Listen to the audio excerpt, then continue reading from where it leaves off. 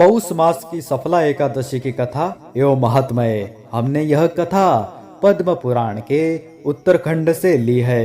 युधिष्ठिर ने पूछा, स्वामिन, पौष मास के कृष्ण पक्ष में जो एकादशी होती है उसका क्या नाम है, उसकी क्या विधि है तथा उसमें किस देवता की पूजा की जाती है, यह बताइए। भगवान श्री कृष्ण ने कहा, राजेंद्र, बतलाता हूँ, सुनो। बड़ी बड़ी दक्षिणा वाले यज्ञों से भी मुझे उतना संतोष नहीं होता जितना एकादशी व्रत के अनुष्ठान से होता है। इसलिए सर्वथा प्रयत्न करके एकादशी का व्रत करना चाहिए। पौष मास के कृष्ण पक्ष में सफला नाम की एकादशी होती है। उस दिन पूर्वोक्त विधान से ही विधि पूर्वक भगवान नारायण की पूजा करनी चाहिए। एकादशी कल्याण करने वाली है, अतः इसका व्रत अवश्य करना उचित है। जैसे नागों में शेषनाग, पक्षियों में गरुड़, देवताओं में विष्णु तथा मनुष्यों में ब्राह्मण श्रेष्ठ है, उसी प्रकार संपूर्ण व्रतों में एकादशी तिथि श्रेष्ठ है। राजन, सफला एकादशी को नाम मंत्रों का उच्चारण करके फलों के द्वारा श्री हरि का पूजन करे। नारियल के फल, सुपारी, बिजौरा नींबू, जमीरा नींबू, अनार, सुंदर आंवला, लौंग, बेर तथा विशेषतः आम के फलों से देवेश्वर श्री हरि की पूजा करनी चाहिए। इसी प्रकार धूप दीप से भी भगवान की अर्चना करे। सफला एकादशी को विशेष रूप से दीप दान करने का विधान है। रात को वैष्णव पुरुषों के साथ जागरण करना चाहिए। जागरण करने वाले को जिस फल की प्राप्ति होती है वह हजारों वर्ष तपस्या करने से भी नहीं मिलता। नृप श्रेष्ठ, अब सफला एकादशी की शुभकारिणी कथा सुनो। चंपावती नाम से विख्यात एक पुरी है जो कभी राजा माहिष्मत की राजधानी थी। राजर्षि माहिष्मत के 5 पुत्र थे। उनमें जो ज्येष्ठ था वह सदा पाप कर्म में ही लगा रहता था, पर स्त्रीगामी और वेश्यासक्त था। उसने पिता के धन को पाप कर्म में ही खर्च कर दिया। वह सदा दुराचार परायण तथा ब्राह्मणों के निंदक था। वैष्णवों और देवताओं की भी हमेशा निंदा किया करता था। अपने पुत्र को ऐसा पापाचारी देखकर राजा माहिष्मत ने राजकुमारों में से उसका नाम लुम्भक रख दिया। फिर पिता और भाइयों ने मिलकर उसे राज्य से बाहर निकाल दिया। लुम्भक उस नगर से निकलकर गहन वन में चला गया। वहीं रहकर उस पापी ने प्रायः समूचे नगर का धन लूट लिया। एक दिन जब वह चोरी करने के लिए नगर में आया तो रात में पहरा देने वाले सिपाहियों ने उसे पकड़ लिया, किंतु जब उसने अपने को राजा माहिष्मत का पुत्र बतलाया तो सिपाहियों ने उसे छोड़ दिया। फिर वह पापी वन में लौट आया और प्रतिदिन मांस तथा वृक्षों के फल खाकर जीवन निर्वाह करने लगा।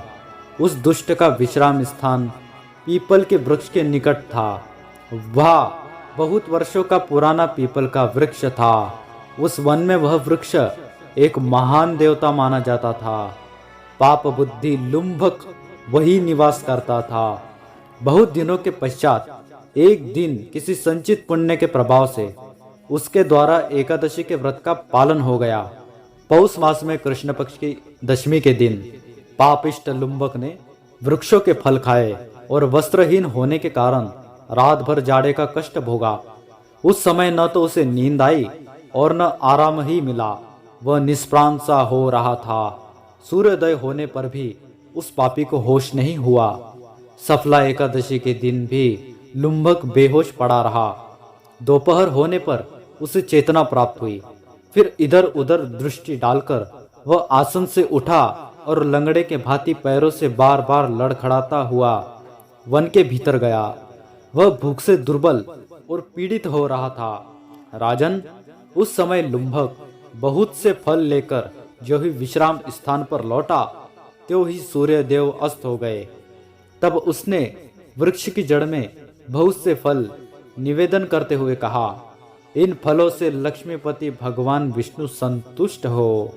यो कहकर लुम्भक ने रात भर नींद नहीं ली। इस प्रकार अनायास ही उसने इस व्रत का पालन कर लिया।